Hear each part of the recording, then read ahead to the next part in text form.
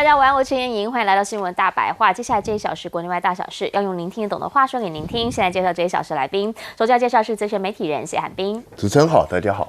还有前国安会副秘书长杨永明，妍莹好，各位朋友好，以及退役少将李正杰将军。妍莹好，各位观众大家好。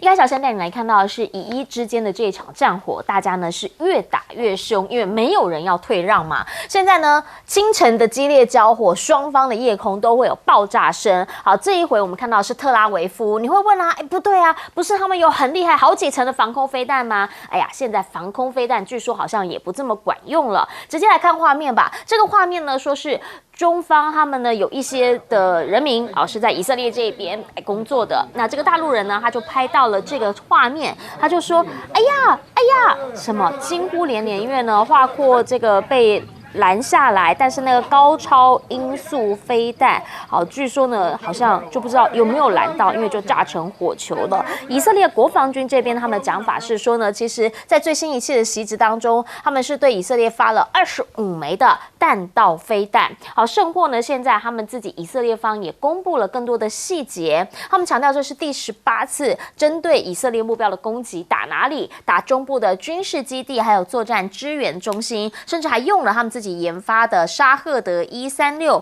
无人机。这一回呢，其实双方的无人机都有出动。那以色列现在呢也有出动无人机，那个伊朗这里呢他们也出动了，但是以色列讲法是他们被我们变成了碎渣。好，什么意思？就是呢，我们比较厉害了，我们秒把他们的无人机就变成碎渣了。那以色列无人机是去打哪里？是去打伊朗的 F14战机。那先前呢说把这个熊猫战机打掉之后，结果最新的一个卫星照也曝光了毁损的情况，说基本上有一架是近乎全毁的。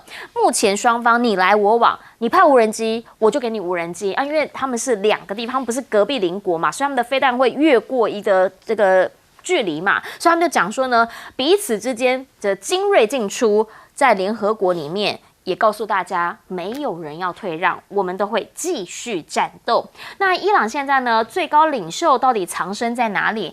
以色列方面的讲法是我摩萨德早就知道了，我们现在是在等一个斩首令，也就是呢，先前川普所讲的，以色列一开始其实就要斩首哈米尼，只是我叫他不要而已。那一个讲法是说呢，有可能在哈米尼的身边，这个是意大利前情报员讲的，哈米尼身边已经有以色列摩萨德的特工一声令下就会把哈米尼干掉，真的是这样吗？反正现在呢，伊朗这边一而再再而三的发现核专家被追杀、被狙杀。好，伊朗的导弹呢，则是因此而疯狂的报复，所以呢，也让特拉维夫这边是一片狼藉当中。那以色列讲法当然就是我就是要阻止你的核设施或者是你的核弹发展，所以核专家就会是我在这一次攻击当中一个主要的目标之一。伊朗呢，其实在20号，也就是昨天，很多的地方呢，有很多的人民站出来，他们的讲法是说，以色列呢现在对他们这些攻击，他们是认为不公平的，因为呢，他们觉得他们并没有在制造核弹，他们只是因为呢，他们有需求，所以呢，在制造核设施。好，但是呢，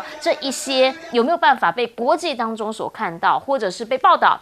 伊朗的副外长就直接讲了，我们这个叫自卫啊。我们不是先打人的那一个，是他打我，我才回敬他的。所以川普，你千万不要卷入这场战争，因为这跟你没关系，这不是你的战争。好，如果是这样子的话呢，川普现在的考量是他到底要不要开地面部队，因为目前听起来他好像只想要空袭的方式去炸那一些核设施，或者是说呢 B2 开出来帮他把那个地底下的核设施给打掉，但呢他好像没有想要派地面部队进去。但是又有另一个消息出来了，另一个消息呢是说美军突然开始吃牛排、吃龙虾，什么意思？就有媒体呢 Newsweek 在讲说，这会不会就是表示出征前的最后一顿丰盛晚餐即将要亲赴战场了吗？好，这一些呢，当然就讯息很多，就会有很多人有各种不同的推测跟想法。那现在呢，川普是不是要打伊朗？消息人士的讲法是 FBI 会有所行动，他们监控美国境内的真主党组织，因为担心他们会受到伊朗的支持。那这当然呢，某种层面上面也是比较他们内部的一些担心，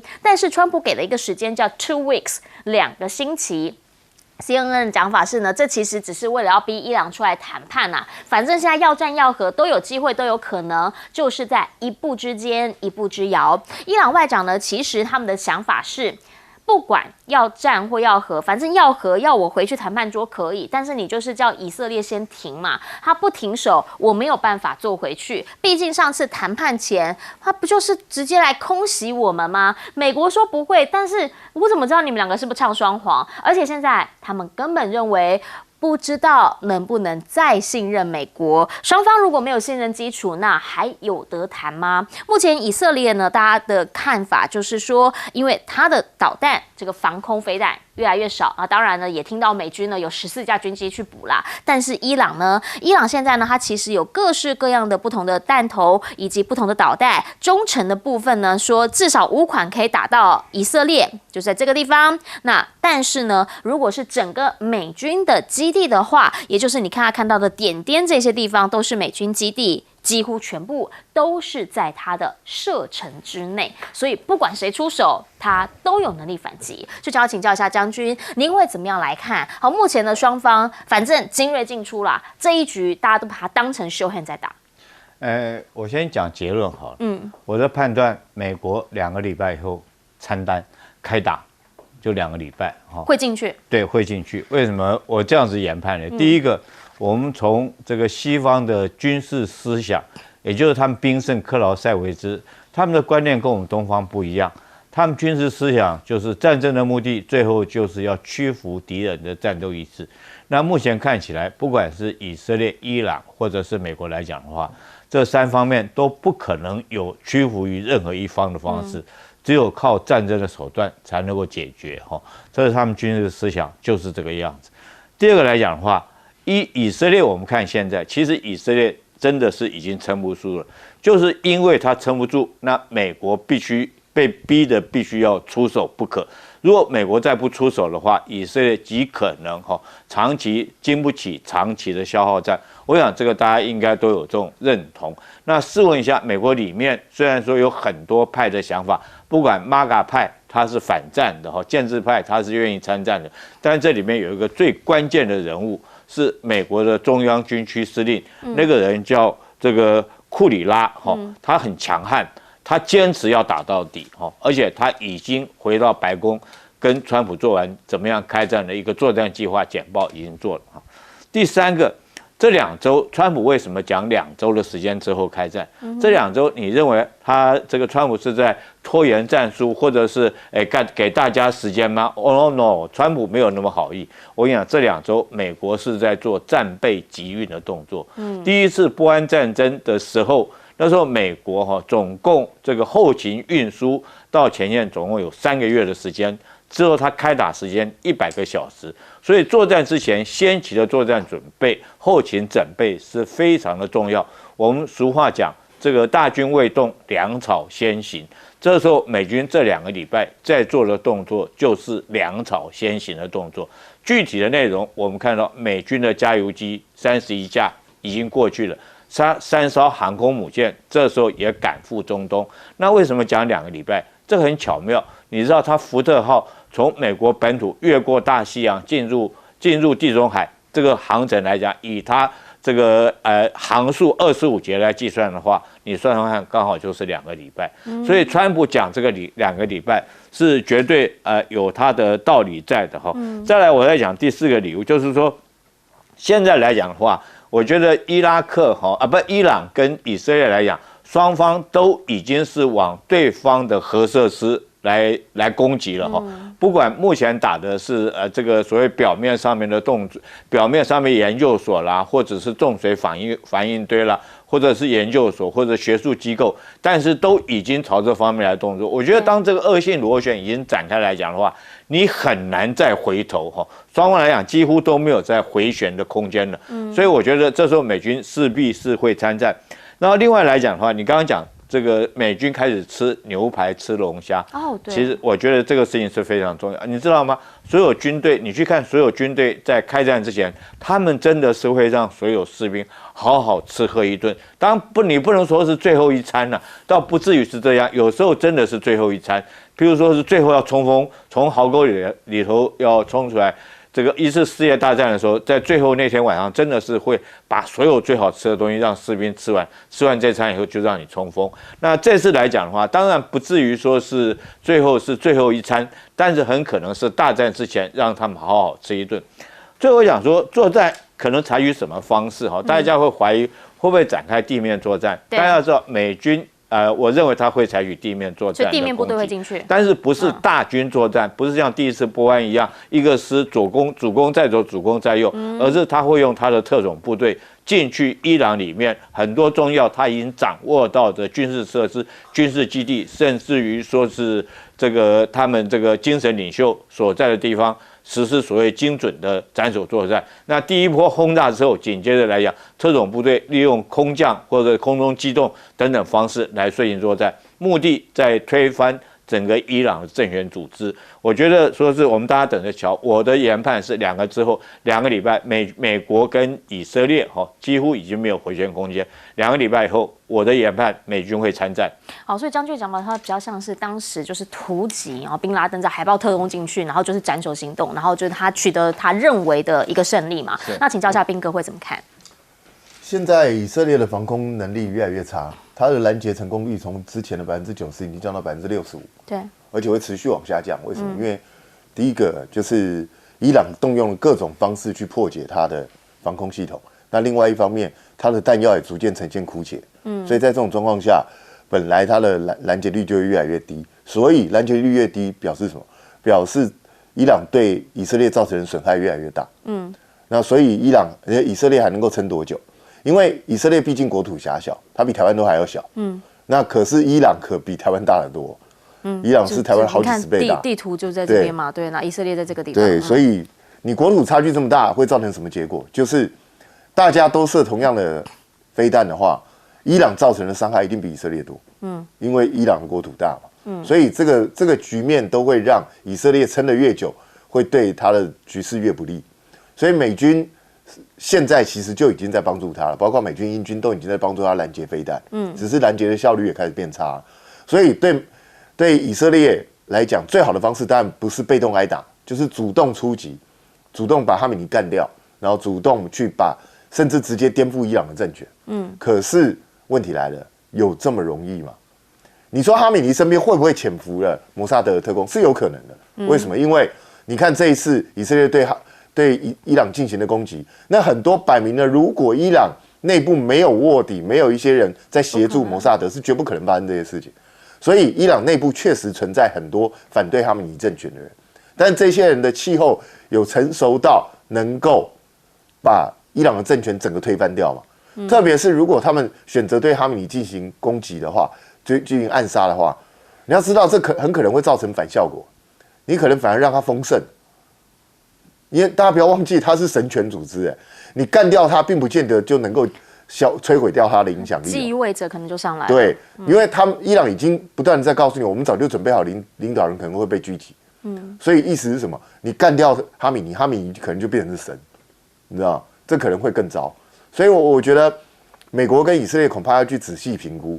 那至于说你不管是派特种部队也好，或者其他状况也好，你真的颠覆掉伊朗的政权，到底会发生什么事？其实伊拉克的例子大家都看在眼里。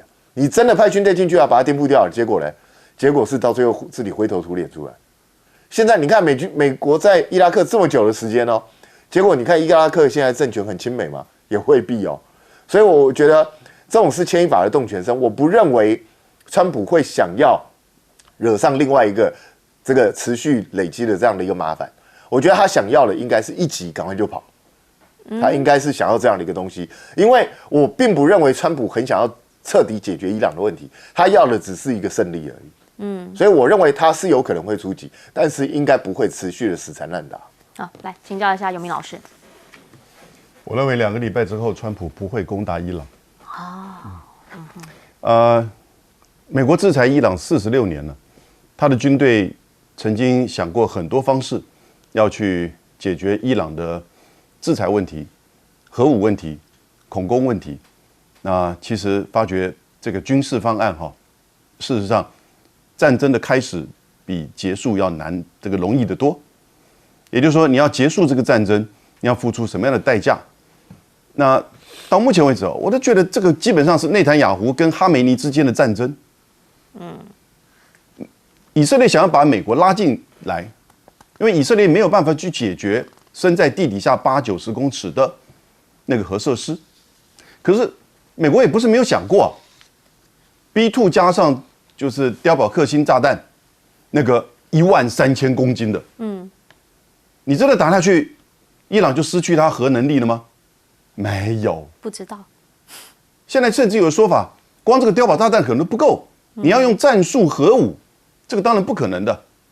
所以，光是在佛尔多尔的这个核设施，美国都不一定一级能够把它给摧毁，因为 IAEA 国际能源指能总署在6月12号已经讲很清楚了，有第3个核设施在地下的，不知道在哪里。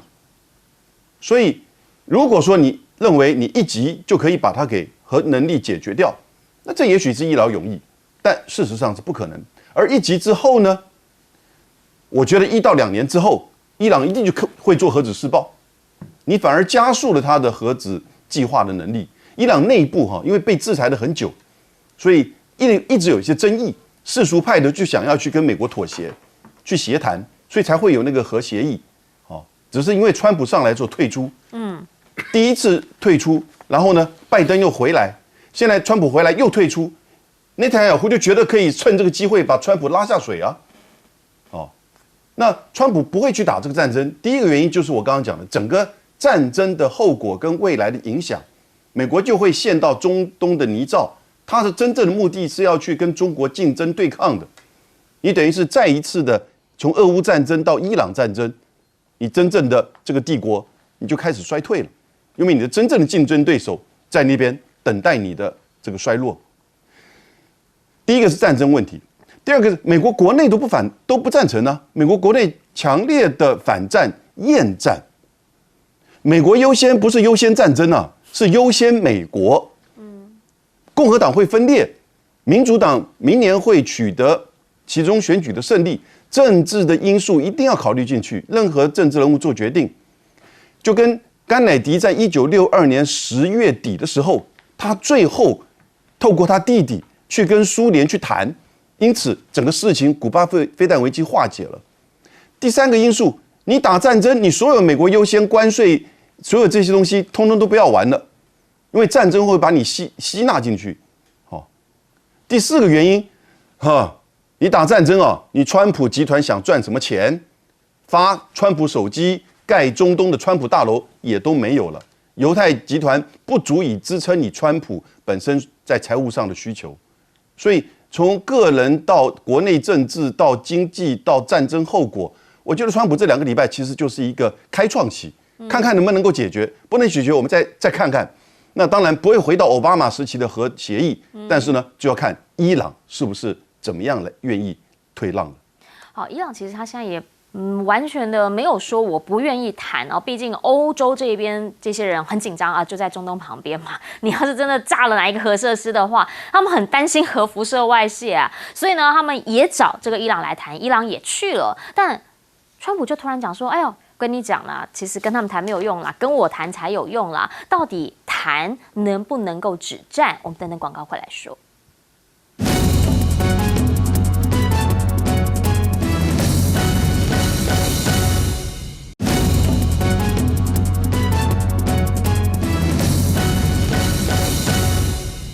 好，那看到的是呢，刚刚一直在讲伊朗真的不想谈吗？其实他好像也不是不想谈。你看看这个目前欧洲3国，包括德国外长、英国外长、法国外长，他讲说来啦，让共姐啦，他也去了，对不对？进行面对面的沟通。伊朗的外交部长讲啦，我们其实只要以色列停止侵略行为，然后对他们的罪行承担责任，我们愿意寻求外交途径，我们也没有一定要打到底。这一谈了3个小时，但是川普马上就直接说了，跟他谈没有用啦啊！你们去跟他谈，不就是希望说呢，能够不要在这个有相关的核设施互相的攻击吗？他觉得说你这个无济于事，而且啦，伊朗说真的是想跟我们谈，不是跟欧洲谈，因为跟欧洲谈。你们能做得了什么主吗？你们真的能够去跟以色列好好的讲话吗？其实啦，还是美国说了算？但美国的态度确实很重要，只是这一场好像没有人能够控制，没有人能够克制双边的火势。来，联合国现在警告了，说伊朗跟以色列现在已经让战争升级了，这个不是滑向危机，这是直接奔向危机，因为没有人敢预测接下来会发生什么事情。双方其实都有核电厂，双方呢现在应该也都有核设施，那会不会朝着那个方向打？连普京都在讲，这有可能会走向第3次的世界大战，特别是呢，在中东这一边，中东无宁日现在感受更加尤其明显，而且呢，他也警告美国对于伊朗的干预有可能会引发恐怖的升级螺旋。那俄罗斯的外交部长呢，则直接讲了，说他们比较担心的确实就是伊朗核设施会不会直接被打掉的问题，因为呢，内塔尼亚胡的讲法是，我们自己可以来处理，不用靠美国，我就有办法攻击他的核设施。那这一些呢，大家就讲，你是讲真的讲假的？好，现在出来告诉大家，没有啦，我口误啦。俄国警告哦，如果你要是真的去打他的那个核电站的话，你就会造成一场比车诺比事故更可怕的灾难，所以千万不要有这种想法。欧洲人说实话，他们现在肯定更害怕。中方在这一回呢，其实已经有先跟普丁这边通话，习近平、普丁通话都希望呢，这个中东能够缓解情势。那他们的联合国代表呢，就傅聪则直接讲了，说呢，以色列、伊朗的局势升温。他们认为国际间应该是要劝和啦，大家一起来劝和，来平息紧张。那两边的领导人通话其实是向美方来喊话，劝和。结果学者呢，他们现在的想法是说，其实他们觉得并非真正有意在推动停火，那只是说呢，最好是美国还有直接参与的冲突双方听到他们的讲法之后，能够真的进场，朝着这个方向去努力去前进。但是现在以色列已经像是一个开了的火车，它不会停。原因是因为他们要拼的就是我们刚刚讲的哈米尼能不能够下台，伊朗的政权更替。但是这一切呢，也跟俄罗斯在这边的战略走廊的计划是有关系的。好，毕竟呢，伊朗其实长期的跟这个俄罗斯这边呢是相对比较好的，所以呢，他们的南北走廊的南这边呢，其实走的就是伊朗。那伊朗的外交部长呢，现在也即将要前往莫斯科来会见普京。在这一回，你可以看到美国确实对于以色列这边有帮助啊，这个所谓的巡逻舰啊等等也都派过去了。然后呢，大家也看到了他们在帮忙拦飞弹。但是呢，当伊朗现在正在打的时候，也想问俄罗斯之后会加一吗？会帮忙伊朗吗？来请教一下彬哥，您会怎么样来看？毕竟伊朗现在看起来好像也没有说他一定得打，他好像一开始就讲说我也没有很想打，所以欧洲找他谈，他也去谈。伊朗本来就不想打这场战争，伊朗本来根本没有预期到会打这场战争，因为他本来正在跟美国谈判，对，结果正在跟美国谈判的同时被阴了，所以你说伊朗现在对美国会有信任感吗？当然不会嘛，因为你根本就在伊朗这一方面一定觉得你美国就是跟以色列联手故意骗我，就是这样。所以如果美国没有办法拿出一个比较具体的保证行动，伊朗到底要怎么谈？因为我怎么知道你今天跟我说了明天会不会变卦？特别还是川普这个每天讲的都不一样。那请问一下，我怎么相信你？那川普当然也讲了大实话，说你跟欧洲这些国家谈根本没有用，当然没有用啊，也是啦。因为以色列会听欧洲这些国家的吗？当然不会。加沙走廊到现在，欧洲这些国家一直谴责以色列，谴责个半天，然后什么事都没发生，就是这样。所以真正的实力者当然还是美国，美国才是最关键的那个角色。但是呢，美国我个人认为，川普现在还在虚张声势期啊。他讲你要谈可以啊，你无条件投降。他当然也知道伊朗不可能无条件投降嘛。我无条件投降这种条件我都接受，那我还怎么玩呢？对，然后我的政权就自己崩解了。是，所以我觉得现在川普还在虚张声势期，接下来他会发挥他那个 taco 的特长，他会开始往后退。他会把条件限缩一点，然后再看能不能跟伊朗谈。因为你要跟人家谈判，你一定要给人家一个下台阶啦，不然怎么谈？是你大家都盯在那边没有办法谈嘛。那俄罗斯在干什么呢？俄罗斯在两面讨好，你知道吗？照理来说，俄罗斯跟伊朗关系不错啊。俄乌战争，伊朗还提供他大量无人机，当然是要钱的，百架无人机。对，所以那现在为什么俄罗斯没有这个大力支持伊朗？为什么？因为他跟以色列也很好，所以他没有必要犯不着为了伊朗去得罪以色列。所以他现在在干什么？他现在在讲风凉话。然后你要知道，其实真正在中间能够斡旋两边的，俄罗斯是个重要角色。是为什么？因为俄罗斯跟两边的关系都不错，说得上话。对，所以他现在在等你们西方，如果真的想要跟他谈，你们可以来求我，但是我不主动啊。对啊，我为什么要主动？对不对？关我什么事？所以他一直在讲很危险哦，可能会第3次世界大战哦。其实对俄罗斯来讲，如果你们真的炸了核设施，很棒啊，对不对？干他什么事？那个辐射层也不会飘到他家，对不对？所以你美国的威信在中东更彻底完蛋，以色列会变成万国公罪而已，他怎么会在乎这件事呢？所以俄罗斯现在在待价而沽，等你们来求我。那你们不来求我，我也无所谓，反正你知道，现在以色列跟伊朗战事升高，谁最爽？普丁最爽。因为这样已经确保了西方根本没空来管俄乌的事情。对他来讲这非常好啊，你们就继续打，打得越久越好。其实对他来讲就是这样。那可是对伊朗来说，他当然，伊朗说真的，他的国力不允许他持续打这场战争，打下去。可是你就是要给他一个下台阶。那怎么样去促和呢？其实学者也讲对了，也就是习近平虽然有心想要促成和谈，可是中国毕竟鞭长莫及。而且主要还是要看美国的态度。如果美国不想谈，那习近平能够使上什么力？使不上多大的力。所以重点是在看川普。我认为川普还是那句老话，他一定会发挥他 tackle 的特长，他到最后一定会说，只是说到什么程度，我们大家再慢慢看。好，但是其实普丁前几天我也看到一个报道了，他讲法是说，我可以来帮忙协调啊，好像释出一个橄榄枝这样。川普还酸人家，说你先把你家自己的事情管好吧，你那场战争还没解决，你想协调别人的战争？来请教永明老师，您会怎么样来看俄罗斯之后的角色？俄罗斯在这一次的问题当中，我觉得这个角色会比较边缘化了。那如果说最后能够有一个积极性的角色，那我觉得可能是大概美国跟伊朗之间某种程度已经谈得差不多了，再找大国来共同的参与，分担跟保证。其实，伊朗拥有核武对以色列是一个很大的威胁吗？以色列一直这么认为，美国也一直这么认为。是，虽然今年3月的时候，美国的国家情报总监在国会作证说，2003年到现在，伊朗还没有核武器。它最多就是60%的浓缩铀，但那个还不是制造核武器的这种阶段，那要到90%。可是从60%到90%，差不多1个月到2个月，它如果真的要做，然后呢，从90%的浓缩铀到变成核子弹，大概要1年到2年的期间，快的话就是1年。如果真的要做，然后你要跟飞弹搭配，然后你要做试爆。其实，在北韩的问题上，2002年当6方会谈在推进的时候，北韩一度是愿意谈，也愿意谈这个韩半岛非核化的议题。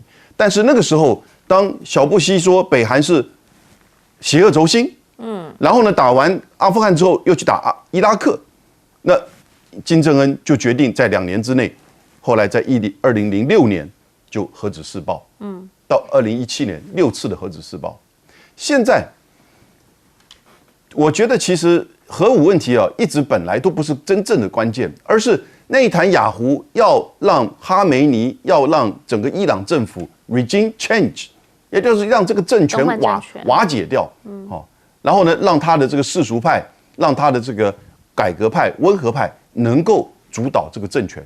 所以你看到他这个摩萨德对伊朗的渗透，那像个筛子一样，因为有很多当地的协力者嘛。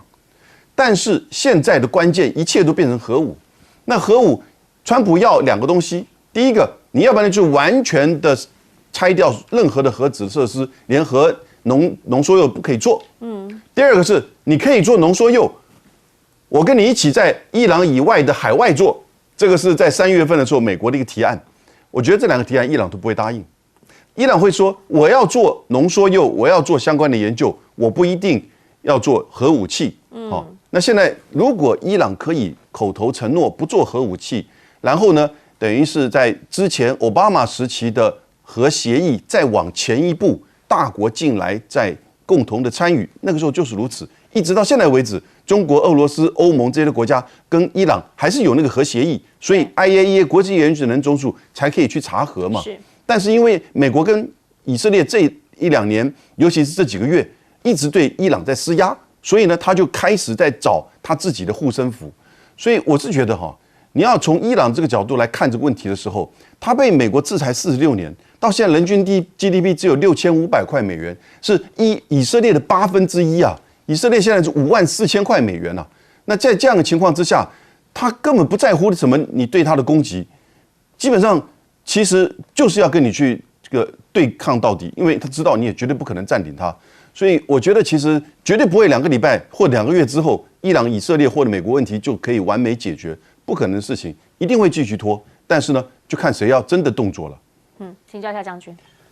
叶莹，你知不知道手榴弹的构造？我跟你讲哈，假设这是一颗手榴弹来讲哈，这个叫压柄哈，你要手这样压着这个压柄以后，然后压柄以后，你把插销拔掉，拔掉这时候就备炸状态，这时候你手只要一松掉，那个压柄就弹上来，啪一声，5秒钟以后手榴弹就爆炸。那现在伊朗就代表他原来有一颗手榴弹，但是他没有拔插销。那周边的包括美国、以色列就担心说，你哪一天拔掉插销手榴弹丢到我家来，就他原来还没有拔插销的，这时候突然伊拉克、以色列突然冲进，譬如说我们这个房子里面，拿着枪对着这个伊朗说，你把手榴弹交出来，就伊朗说把插销拔掉，握着手榴弹，然后你们要开枪打我。我们就大家同归于尽，因为我只要一死掉，我手一松开，手榴弹一弹上来，3秒钟以后，这个引爆，这个房子里面所有人都炸死。那你想想看，这时候美国就在旁边说：“哎，你把插销插回去，把手榴弹交出来。”你认为伊朗会把插销插回去，把手榴弹交出来吗？那这个伊朗说：“你们出去，对不对？你们离开这个房间，我就把插销插回去。”那以色列会回去吗？出去来讲，你从后面丢我怎么办呢？所以双方来讲，我讲的这个道理就是说，不管是伊拉克、以色列，好，我讲错了，以色列或者伊朗。或者美国现在都陷于一种彼此不信任。我不相信你会把插销插回去，我也不信任你会不对我开枪。这时候只有一个人，不知道是谁能够扮演这个叫这个伊朗把这个插销插回去，然后解除这个危机。那最重要是这个人一定要是双方都能够信任的人。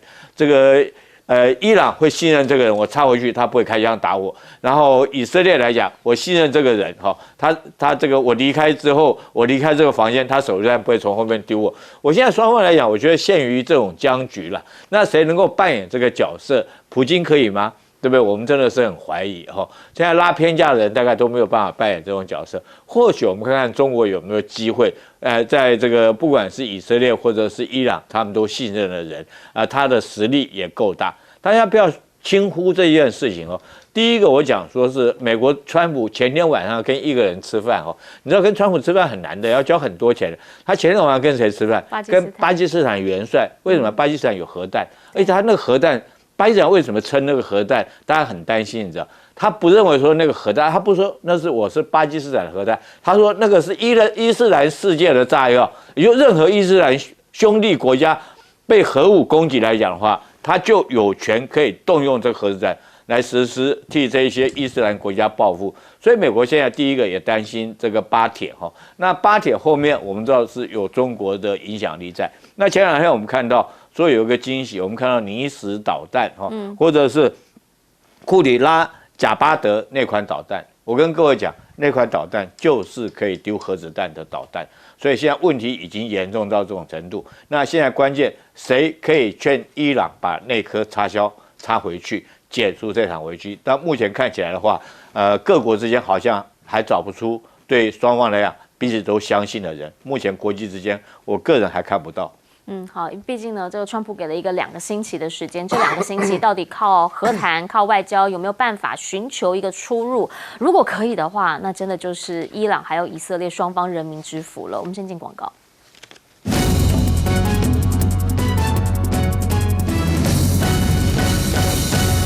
在国际上，以伊的冲突现在持续进行当中。那么，本来外界一直认为，是不是伊朗的反击能力？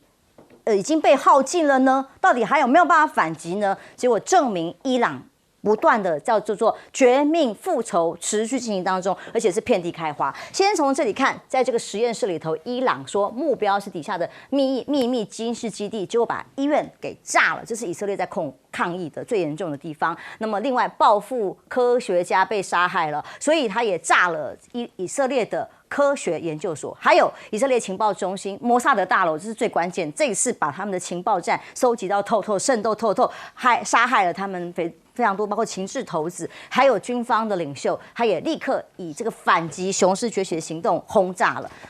还有飞弹击中的微软设施，这是美国的企业啊，营区厂区也被炸。特拉维夫更是很多的科技重镇设施被炸了。海法是我们看到的是画面最多被攻击最多的地方哦，内政部的大楼今早被空袭，看到这个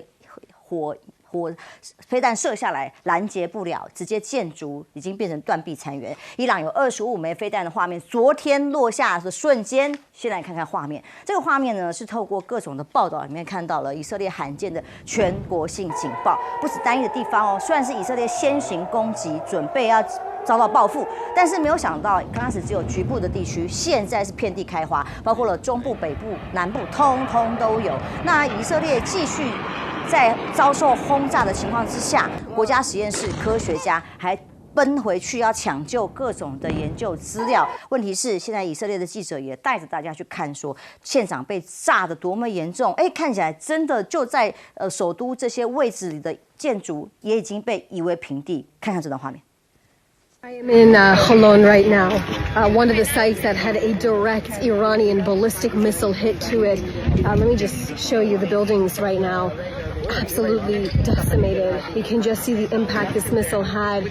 I mean, this entire floor collapsed right in the middle, down the entire apartment building. These are residential buildings. We have some crews, of course, on scene as well.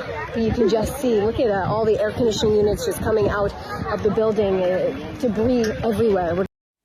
也就是说，伊朗的反击现在已经不只是针对军方啦，或者是政府的机构，民间的建筑也被轰炸得非常的厉害。那或者一开始以为以色列的防空系统很强，大概90%呢都被拦截下来啦。现在这个拦截率已经从90%降到65%了，所以才会看到这么大规模的破坏。由军媒分析铁穹拦截率下降的可能性有几个可能，包括了以色列拦截器的库存减少了，伊朗部署超高音飞弹。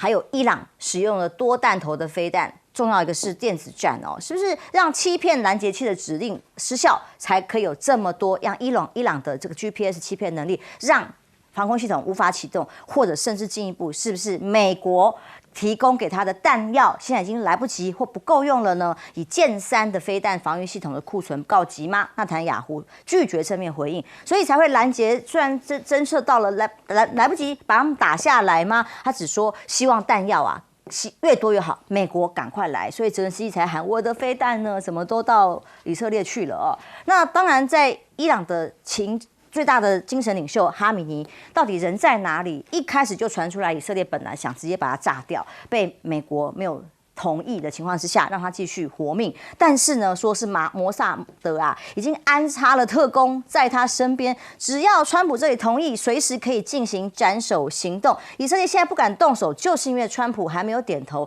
真的吗？我不知道现在的情报各种的真真假假、虚实不知啦哦。也许这也是给哈米尼的一种。情报上、心情上给他的压力真假不知啊，让他担心身边的特工啊哦。还有呢，现在以色列这被说叫做箭靶的概念，伊朗的空袭，纳坦雅胡是发动战争的人，可是他公开在谈话的时候却告诉大家说：“哎呀，我也是受害者呀，害我儿子婚礼延期第2次了哈。”以色列人炸锅，他甚至还称赞他的妻子莎拉是一位英雄。为什么呢？他说他承担了很多个人的损失。以色列的议员爆炸了，卡利夫出来痛批。纳坦雅胡呢是个毫无边界的自恋者，跟川普应该是好朋友。他说许多的家庭不只是延期婚礼而已，是永远失去了可以举办婚礼的可能，好吗？是有轰炸之下造成的生命损伤，你有没有一点点的疼惜或对你人民的这种同理心呢？而他的太太，更何况过去曾经因为他的豪奢成性被以色列人批评，还有包括他甚至挪用公款300万聘请私人厨师等等的涉贪被起诉审理当中。以色列的海法最近被炸得很厉害，昨天一连串下来，造成了20个人的伤亡哦。市长痛喊：“我不喜欢战争，喊痛恨战争，和平才是重要的目的，拜托不要再轰炸了吗？”但是问题是，轰炸的开始起源是谁呢？是以色列的纳坦雅胡啊。所以以色列跟伊朗呢，双方的代表都在联合国的安理会上直接唇枪舌战，互批对方违反国际法，炸医院。那其实加沙走廊以色列也炸啦，那互相的各种冲突跟攻击没有办法在安理会上有什么共识可言，但是在网络平台上，两位年轻人对话，我们大家可以参考，非常有意思。一开始还算和平的友好，后面看看对话的情况，看看这段画面。Hello. Where are you from? Israel. Oh, I'm so sorry about it. I'm so sorry about what Iran is doing. Thank you. Thank you. Is it bad? Is it so bad? Yes. It's bad, but something would be because our is much stronger than we thought. So I'm sorry, but I have a good news for you. Yes. Tonight, we are from Iran. Tonight, we will make it double. We will make it double. We will let the world know that you are nothing, and in this 75 years, you were just killing children and women. You wasn't fighting military. 也就是说，官方政治人物在喊话，对于民间来讲，也是一个愤怒的情绪在其中。现在伊朗的反击也超乎很多西方媒体的预料。蔡将军，第一个，前一阵子以色列的突击跟强大的空军造成伊朗很大的损失。但伊朗的相对战略呢，开始的时候用无人机跟一些这个导弹，打你这个重要的地方，让这个铁穹啊、大卫投石啊、标3啊、标5、标6啊消耗得很严重。到现在为止，那个剑3的飞弹都快要到底了。这第一个。第二个呢，这一次不是前天就喊吗？伊朗就喊我有大杀器嘛，我有王牌的武器出来。那最近出来就2款，一个是1500公里的洲际飞弹，一个是2000公里的泥石飞弹。这些飞弹都身高6米多，6、7吨重，那带弹量就很高，因为它是超音速带变轨。第二个，它打击方向也变了，它不只是对你这个特拉维夫啊或者这些重要的这个城市打，它还法了旁边，因为你要知道防空飞弹是很贵的。只有保持这个耶路撒冷呢，它搞个4层3层，再加上美国的在海上有弄1层，可是它打你别的目标啊，那防御力就没那么强嘛，所以命中率从90%降到这个65%。事实上，飞弹的防御飞弹向来没有100%命中的，通常都是60几。所以我们爱国者佩服的是2发打1发，打人家敌人1发。所以这一次他选的目标也是非常针对性的。你那个时候在加沙走廊专门炸人家医院嘛，他也炸你医院，因为通常在全世界国际上炸医院是个不人道的做法，国际法不准的，不准的。可是他讲的理由也是一样，你那个医院下面。跟你以色列指人家这个有游击队在医院下面，我也是打你医院。你暗杀我那么多科学家，那我也打你这个科技中心，也炸得你个稀里哗啦。所以他采取这一波的行动，就代表说我用飞弹来达到报复你以色列对我的作为。这里面有2个东西要值得看。我们看到现在为止，以色列都是靠强大的空军。没错，它空军的问题就是说飞来回要2000多里，中间还要加油机，所以空军带出去的炸弹顶多250磅的，不可能带更重的。那你因为你的油料已经占得很重了，所以它的攻击目标的爆炸力就有限。但伊朗用的是导弹呢，下来可以达到700多磅到1000磅的炸弹。所以这个爆炸力的摧毁力就比较强，正好你的防空武器不可能每个城市都有什么4层3层的，不可能。所以这一个反击呢，就造成以色列比较重大的伤亡，包含你的钻石中心。你要知道，以色列全世界的钻石从生产、开采到加工到销售，犹太人是一手包的，最厉害全世界占一大堆的比例很高的比例是犹太人经营，那也是赚钱的东西呢。全世界的女人都喜欢钻石，但是它呢，钻石很多，它限量出售，一直维持钻石在很高的一个价格，这个生意是很好的。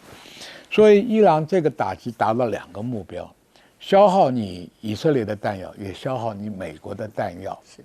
那第2个我用导弹，第3个它暗示那个核子武器的那个炮弹头，在我们看起来呢不像核子炮弹，没那么小，对不对？那它的这个铀啊也不知道藏哪去，所以我们认为，但外界有的猜它可能有核子武器，这也是以色列跟美国下定狠心要把伊朗的，不管是用核子协议也好，或者是摧毁你的核子能力啊，重要把你干掉。这就是美国跟以色列的咬定如此，最基本的想法。但事实上有没有，其实也没有什么证据，人也不知道，因为他没有核爆，没有核爆核试验，你就不知道他武器到底成功没有。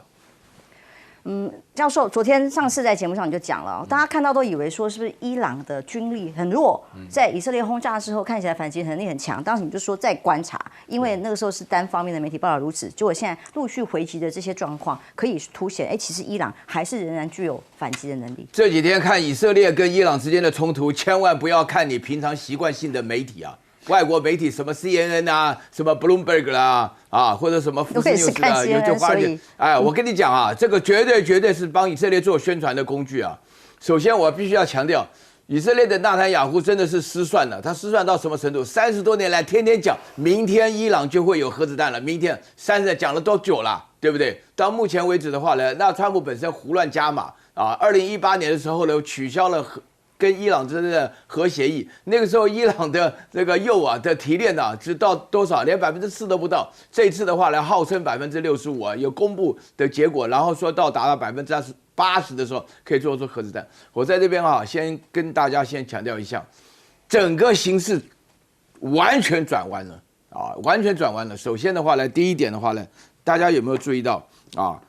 那个飞弹打得非常准啊！你知道吗？特拉维夫的威斯曼研究中心那是很有名的研究中心呐，对不对？都已经挨了。你要是乱打，大家都会觉得说啊，如果像伊朗那个什么印度的阿3他妈丢出来的飞弹一插15公里，那都不知道飞到哪去了。但他打得非常准。然后呢，他以其人之道还治其人，就打到你的医院，就告诉你医院底下有军事单位啊。这个讲法听着我们觉得说很熟悉，为什么很熟悉？以色列都用这种方法来讲哈马斯的嘛，就是讲加沙走廊的，对不对？这第一点。第二个非常多。飞弹，我跟你讲，无人机多，导弹多，超高音速导弹也有啊，音速8倍的、10倍的，通通都有。这下子以色列是防不胜防。为什么这么多呢？大家可以稍微想一下，为什么这么准啊？天上有人支持啊，谁支持？这个就是在调查的东西啊。为什么这么多？有人会提出这个支持。导弹非常多，纳坦尼亚胡他心里要有数啊。他本来的计算是这个时候美国应该参战的，而且这边大家的话呢，整个这个新闻的媒体都介绍，连我这种学哲学都知道 GBU-57的钻地弹可以打到地下60公尺，2弹往底下打就加起来120公尺。好了，这样子计算的结果的话呢，就是可以摧毁他的核设施。结果的话呢，川普的话呢，昨天早上突然莫名其妙冒出来说要考虑2个星期啊。第3个原因就是拖，以色列怎么可能这样子挨炸挨2个星期啊？大家要了解啊，伊朗的话呢，166万平方公里，以色列严格来讲，按照联合国来讲的话，当年只有1.7万平方公里，现在都巧取豪夺，搞了2万平方公里，差距太大。以色列的纵深为什么会搞出全国防空警报？因为以色列就是像台湾这种情况下，什么万安演习，哇，整个半个台湾都在喊起来了。以色列就是这种情况，所以在这种情况之下，伊朗目前为止啊，它的导弹多，导弹准，然后的话呢，它的策略就是要拖到以色列实在受不了为止。为什么以色列现在内部人有很多人反对纳坦雅胡的？是。这也是他一直不想让战争结束的原因嘛？很多外界的研判如此哦。袁老师说，袁老师的意思是说，是伊朗没有那么好打，他不是软柿子，他后面有人，而且他是有盟友的。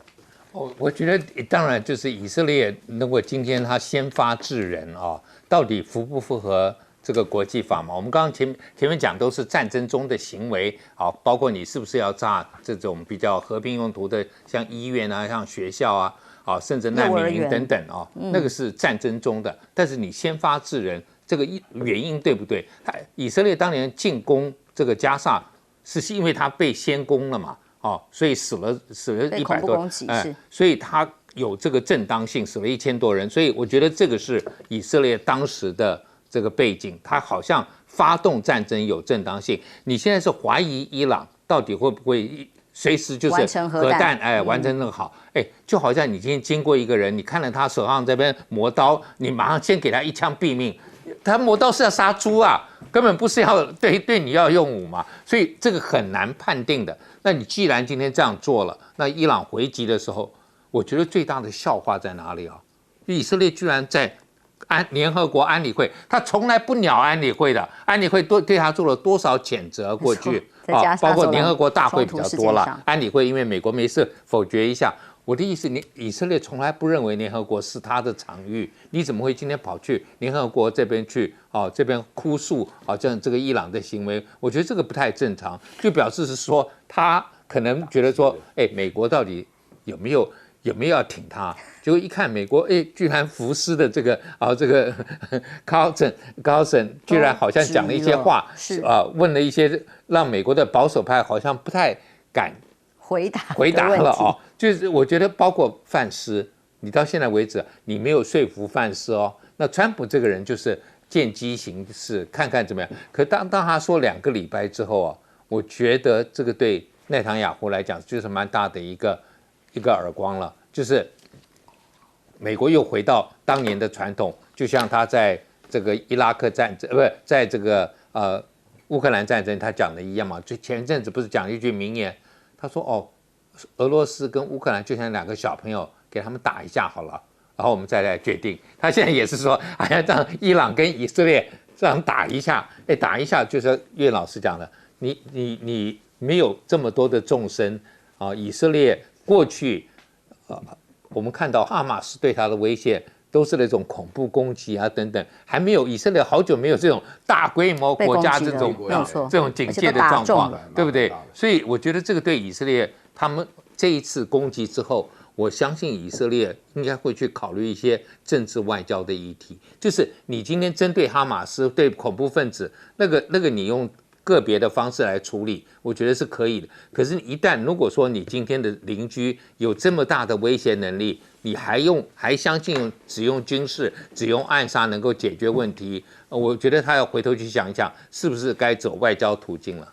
这次以伊冲突，美国的角色是什么？虽然川普是先前有人帮他发言说24小时之内会决定，那昨天最新他是说2个礼拜之内会决定到底要不要参与动手一起打伊朗。可是大家相信吗？因为至少伊朗不相信，有各种的抗议行动现在正在进行。这个非常大规模，伊朗的民众抗议焚烧的是什么？美国国旗加上以色列国旗。为什么就在这个核武谈判要跟美国谈判的前2天呢？突然以色列就发动了攻击而且川普是知情的就会被认为是不是美国在帮着以色列来降低警戒等等的，以至于现场我看到这个画面其实也蛮熟悉的。美国本土移民抗议的时候，大家也在烧美国国旗，而现在在伊朗这里发生了，包括了伊拉克、黎巴嫩、也门，也同样都有像这样的大规模活动。那这个标语可就不是 No Kings 了，是叫美国去死。这是蛮大规模的行动，继续在很多的中东国家进行当中。跟加萨伊朗人这个也门民众喊出来的是，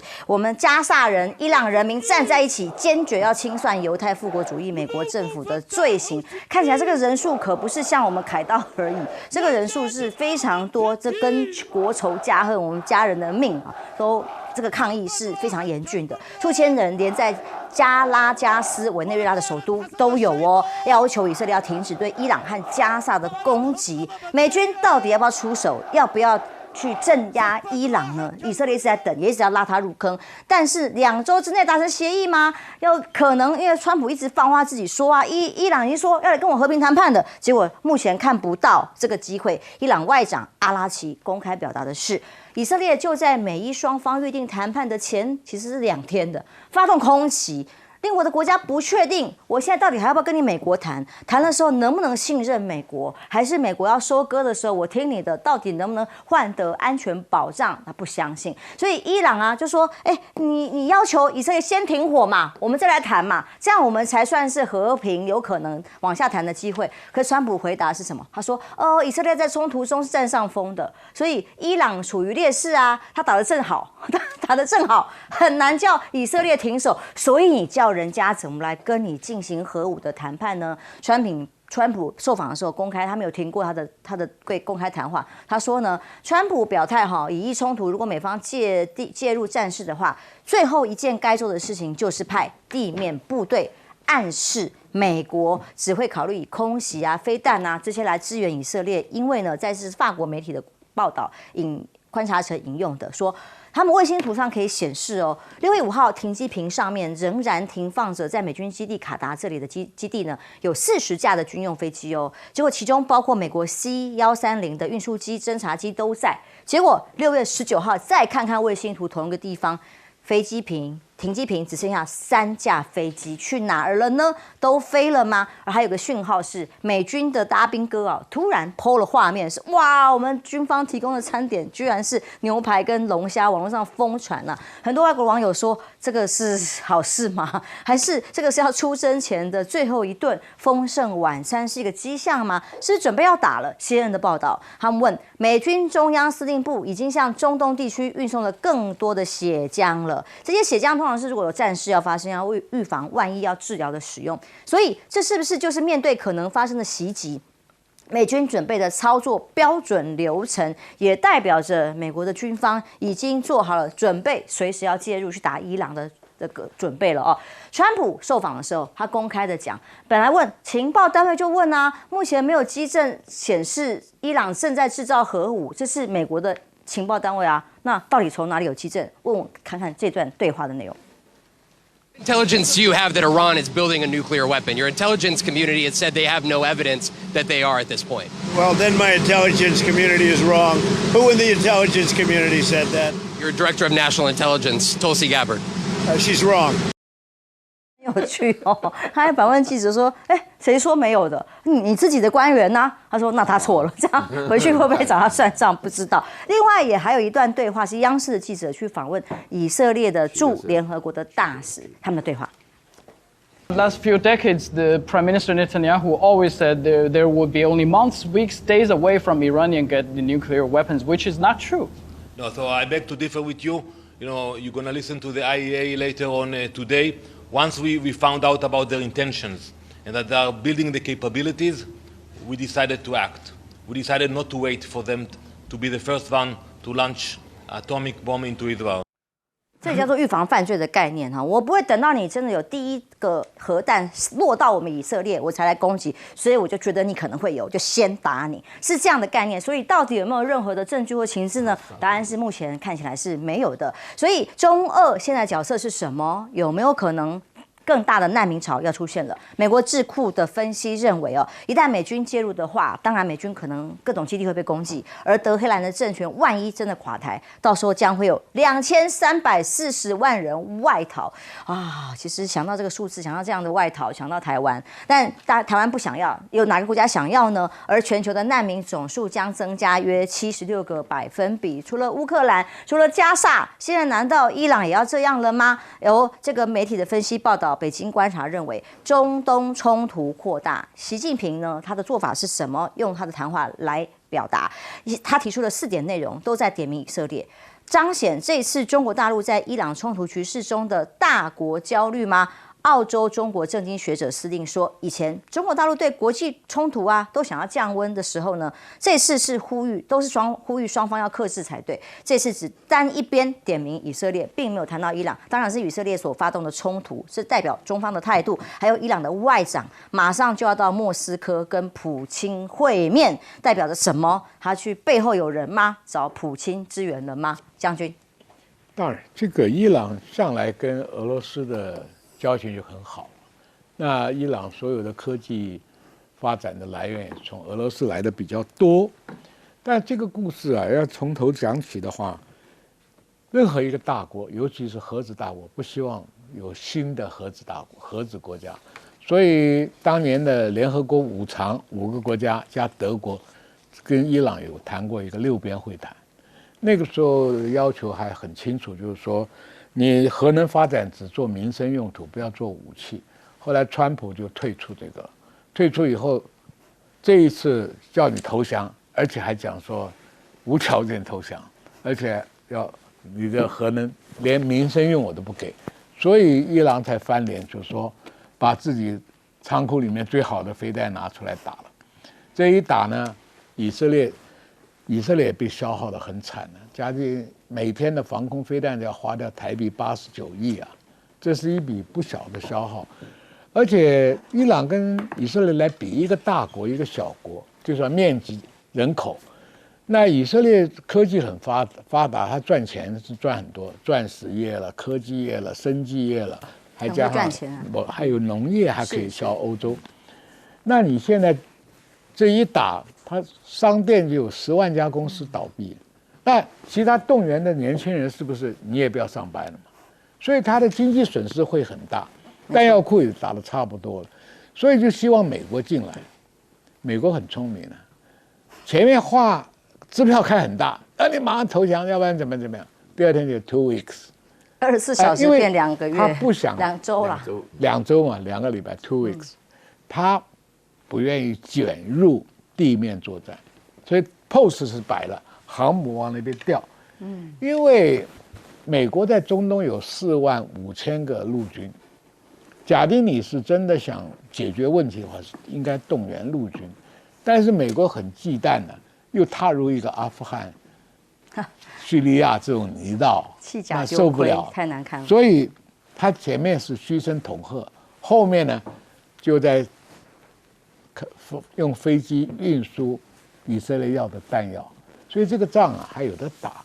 因为伊朗它的导弹多，那以色列是飞机多，但是飞机的破坏力啊又比不上导弹，而且。这个消耗，因为以色列的经济底气也经不起这样时间长的消耗，所以呢，因为伊朗也放话了，就是说，这个如果实在不行的话，荷姆兹海峡要封掉，这个就牵涉到很多国家，你旁边的伊斯兰兄弟沙烏地阿拉伯、卡达、阿联酋，他们的石油都要从这边买。所以他们也愿意出来做第三方调停的。那俄罗斯跟中国也把严正声明都讲得很清楚。俄罗斯普丁讲得很绝，你要去动哈梅尼，那我有招致你意想不到的报复。所以这个目前大国，我们看到现在，每个大国都是利用身边的棋子去干掉人家。我只要出点钱，出点军火，死你的人。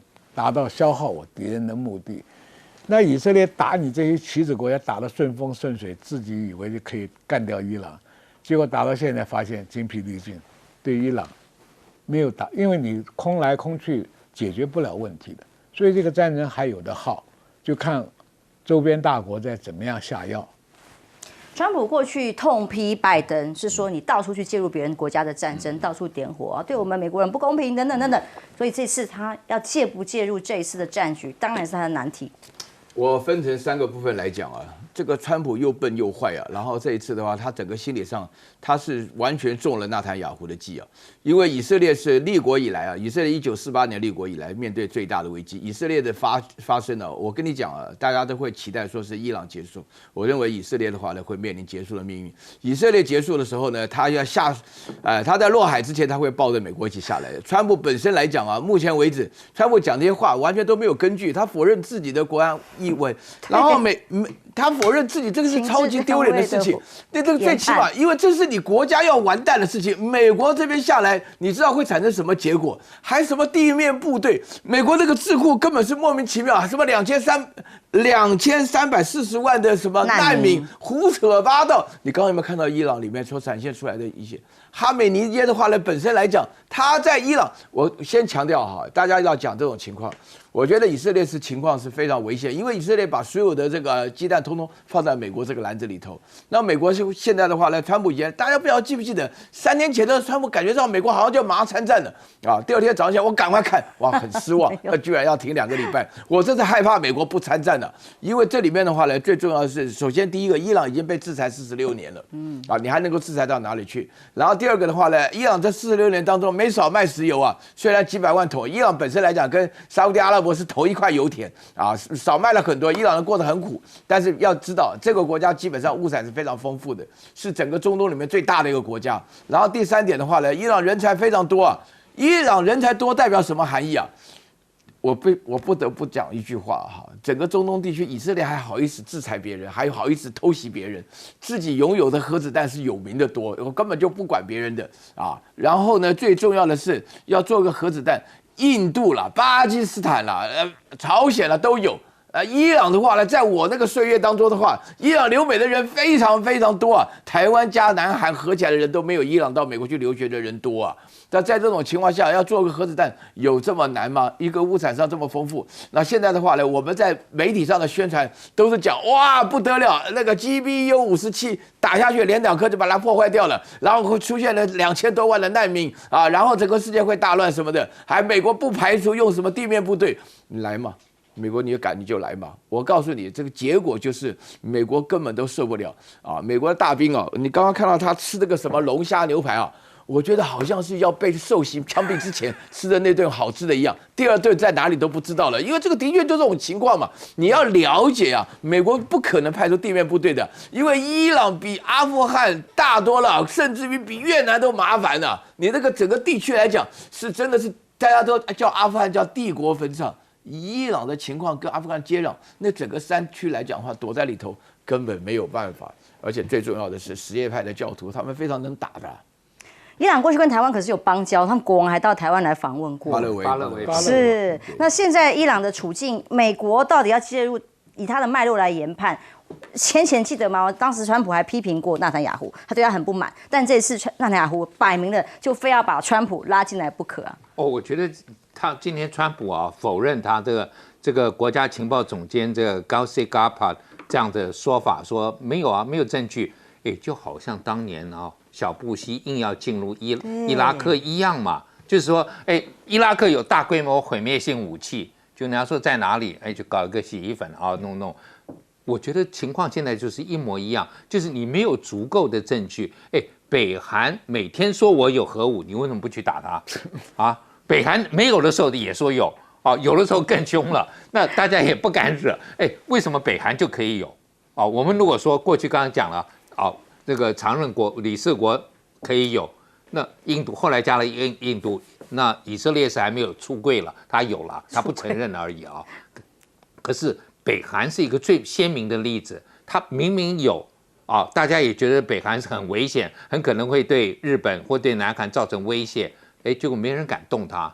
那为什么伊朗今天就要莫名其妙被制裁这么久？我觉得这是一个蛮大的一个问题。那川普，你是一个一再强调我不要卷入这种战争愚蠢的战争，可是你现在就是让等于是被你的我们叫尾巴来那个决定头的方向嘛。